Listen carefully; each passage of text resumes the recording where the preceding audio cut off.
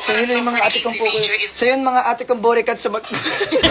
So yun mga ate kong pokerat sa mag-eat tayo ng chicken dito. Tapos meron tayong rice na binabad sa pokari na tubig.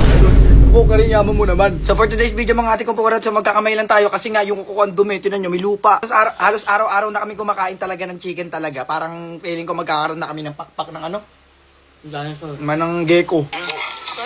Eh wala ako nun ah. Kasi kan yung mga lugaw ah. Ito talaga masarap namin, talagang paborito ko talaga to. Hindi! Alam mo yung ganun? Ganyan mga, hindi! Hindi! Ito pala yung tsura ng chicken namin guys, tinan nyo. Ina mo, nagdadabog.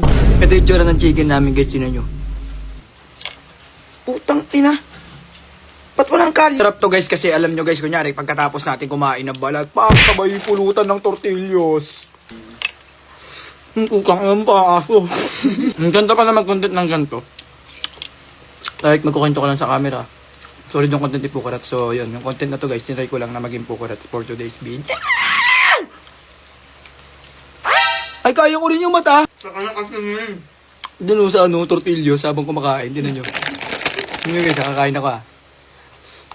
Mag-isip.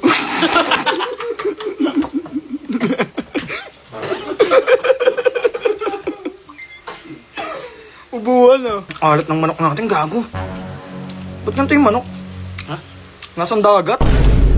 Hindi, ang alat eh. Pinalangoy mo ata sa mantika ito. Ba't ang alat? Ha? Crispy pie lang. Lumang crispy fry. Crispy fry na, pampaalat. Mm. Hindi tayo bumili nun. Ang solid ng content ni Pukarat guys. Kain lang, tas ano, tamang kwento lang. No?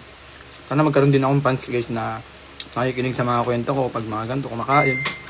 Tapos, cooking ina mo, ang daming laway. Guys, tawag dyan guys, leftover. Yun lang guys, ang sarap pala ng content ni Pukarat, tamang kwento lang sa video. So yun guys, sa mga di nakakilala guys, ako nga pala si Batusay, kilalang masaya. At kung na subukin, kilalanin nyo, nasa harap ni Pukarat.